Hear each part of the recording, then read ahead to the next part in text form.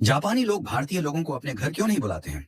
Japan में साल भर से ज्यादा समय से रह रहे एक भारतीय व्यक्ति ने जापान में एक अजीब बात देखी कि उसके जापानी मित्र विनम्र और मददगार थे, किंतु उसे कोई भी अपने घर नहीं बुलाता था, बल्कि एक कप चाय के लिए भी नहीं। हैरान और आहत होकर आखिरकार उसने एक जापानी मित्र से पूछा कि ऐसा क्यों है। काफी देर तक चुप रहने के बाद उस दोस्त ने भारतीय व्यक्ति को जवाब दिया कि हमें भारतीय इतिहास पढ़ाया जाता है, किंतु प्रेरणा लेने के लिए नहीं, बल्कि एक चेतावनी के तौर पर। यह सुनकर उस भारतीय व्यक्ति ने हैरान होकर पूछा, क्या चेतावनी? भारतीय इतिहास चेतावनी के तौर पर पढ़ाया जाता है? प्लीज बताओ ऐसा क्यों है। तब जापानी दोस्त ने उससे पूछा कि बताओ कितने अंग्रेजों ने भारत पर राज किया था। तब भारतीय व्यक्ति ने कहा, शायद लगभग 10,000। जापानी व्यक्ति ने गंभीरता से सिर हिलाया और पूछा, उस समय भारत में 30 करोड़ से ज्यादा भारतीय रहते थे, है ना? तो फिर तुम्हारे लोगों पर अत्याचार किसने किया? उन्हें कोड़े मारने, यातना देने और गोली मारने के आदेशों का पालन किसने किया था?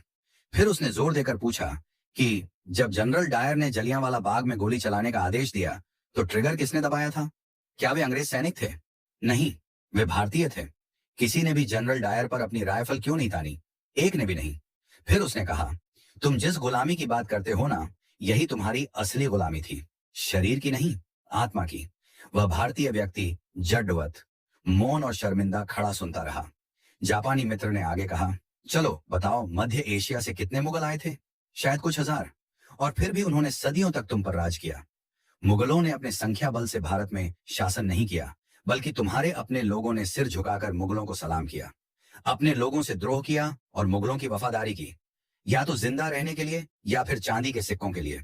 तुम्हारे अपने ही लोगों ने अपना धर्म परिवर्तन कर लिया, अपनी बहन बेटी मुगलों से ब्याह दी।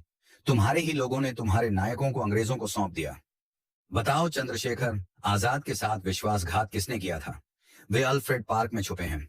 ये खबर अंग्रेजों को किसने दी थी? भगत सिंह को, उस समय के बड़े राजनेता जो अंग्रेजों से अपनी बातें मनवा सकते थे। उनकी अनुमति के बिना फांसी पर चढ़ाना आसान था क्या? जो कि खुद को देशभक्त कहते थे। तुम भारतीयों को विदेशी दुश्मनों की जरूरत नहीं है। तुम्हारे ही लोग सत्ता, पद और निजी लाभ के लिए बार बार तुम्हें धोखा देते हैं। इसीलिए हम भारतीयों से दूरी बनाकर रखते हैं। जब अंग्रेज हांगकांग और सिंगापुर आए थे, तो एक भी स्थानीय व्यक्ति उनकी सेना में शामिल नहीं हुआ। लेकिन भारत में तुम सिर्फ दुश्मनों की सेना में ही शामिल नहीं हुए, बल्कि तुमने उनकी सेवा की, उनकी पूजा की, उन्हें खुश करने के लिए अपने ही लोगों को मार डाला। यही नहीं, तुम भारतीय तो आज भी नहीं बदले हो। तुमने इतिहास से कोई सबक नहीं लिया है। आज भी थोड़ी सी मुफ्त की बिजली, एक बोतल शराब, एक कंबल दे दो, और तुम्हारा वोट, तुम्हारा जमीर, तुम्हारी आवाज, सब बिना सोचे समझे तुम बेच देते हो। तुम्हारी वफादारी तुम्हारे देश के साथ नहीं, बल्कि तुम्हारे पेट के साथ है। तुम नारे लगाते हो, तुम विरोध प्रदर्शन करते हो, लेकिन जब देश को तुम्हारे बलिदान की जरूरत पड़ती है, तब तुम कहाँ होते हो?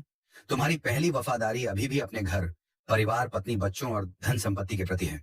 बाकी देश और धर्म जाएं भाड़ में। इतना कहकर वह जापानी वहां से चला गया और वह भारतीय शर्म के मारे सिर नीचे किए वहीं पत्थर की तरह खड़ा रह गया।